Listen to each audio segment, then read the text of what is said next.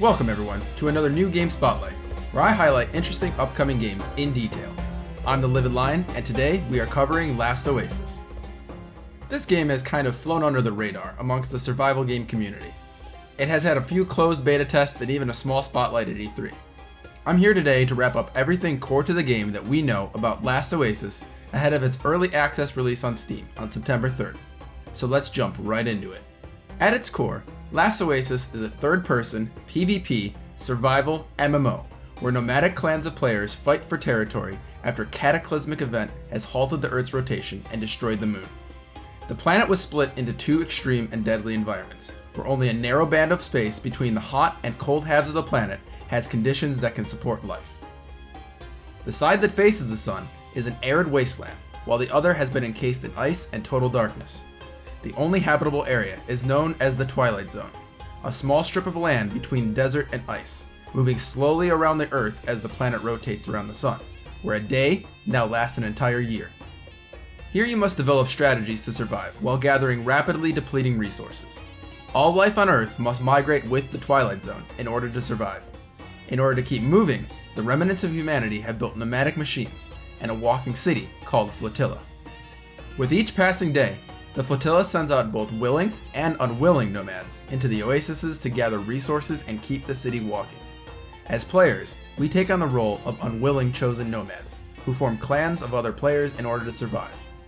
Your main goal is to stockpile resources and build walkers, large woodpunk ship-like machines that enable you to travel the world, engage in combat, establish temporary settlements, and efficiently harvest the world for its dwindling resources.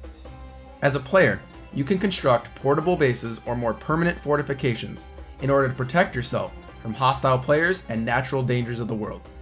Stone fortifications will offer superior defenses, but lighter wooden structures are able to be packed on large walkers and relocated. This alone lends a ton to your variety in your potential builds. The walkers in Last Oasis are extremely versatile and upgradable. They come in a large variety of sizes depending on the group sizes building them, ranging from small to large trading platforms all the way to war vessels with a wide range of onboard weapons like ballistas, scattershot guns, repeaters, or catapults to help combat threats. It is not uncommon for high-level clans to incorporate multiple walkers into their forces, with players manning them on all sides. We even see examples of smaller walkers harpooning larger walkers in order to bring them to a halt in order to be boarded, showcasing the dynamic range of walker usage. When you do end up getting into fights, you'll mainly be engaging with Last Oasis's dynamic, skill-based directional melee combat system. Pick from a wide range of weapons such as one-handed or two-handed swords, maces, axes, and even quarterstaffs. On top of this, you will also put the grappling hook to use, a basic tool every nomad has and is essential to vertical traversal in Last Oasis. You'll be able to utilize this tool in order to complete builds, traverse between walkers, and even swing through forests, outspeeding even the fastest moving walkers in the game. Combine this with the melee system with your grappling hook, and you will certainly be in for some great highlight moments.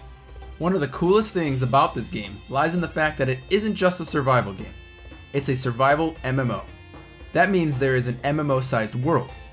The world consists of many interconnected oases and form a vast open world. According to the devs, potentially 1,000 oases exist simultaneously, and the number automatically adjusts to accommodate the size of the player base. Each oasis is over 100 square kilometers. As you explore them, you will reveal new and unique biomes while plundering their limited resources. You may even come across regions completely untouched by other players. Another unique feature that comes along with being an MMO is that the economy is completely player-driven.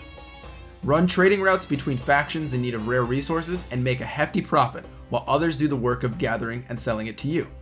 You can even meet up at trading posts scattered throughout the world to safely trade between large cargo walkers.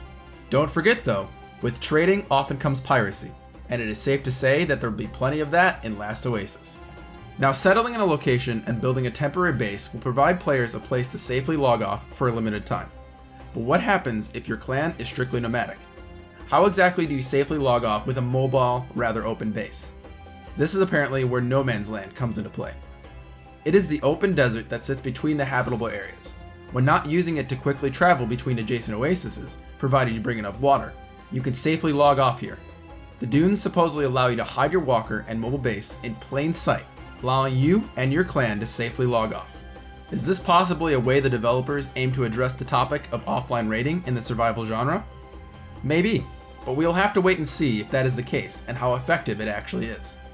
While everyone at some point may settle in a region for some time, you will always need to pack up at some point and keep moving to escape the sun. Now, from everything we've seen so far, there really does seem to be a large emphasis on clans and group play.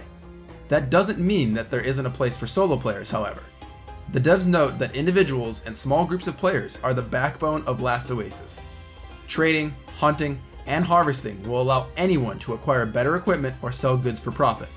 You can even look to a life of piracy, which definitely lends itself to the lone wolf mentality and solo play. Overall, I'm super excited for this game that seemingly came out of nowhere. The combat seems rather fluid, and making players constantly move seems to be a good solution to the issue of alpha clans completely dominating a region indefinitely. Last Oasis seems to be a lot like Guns of Icarus and Mountain Blade combined in terms of gameplay. Being that those are two games I enjoyed immensely, this game is definitely up my alley, and I will be sure to do some gameplay and coverage here on the channel. I'll go ahead and link their website and Steam page in the description below for you to check out for yourself. I want to thank you all for stopping by and spending your time here on my channel. This definitely stood out for me during E3 on both a gameplay and visual aesthetic level. I felt you should all keep this one on your radar. Remember to toss a like or a sub if you enjoyed this video and share it around so I can keep pushing to bring you more and more videos like this. Take care everyone, and I hope to see you all back here for the next New Game Spotlight.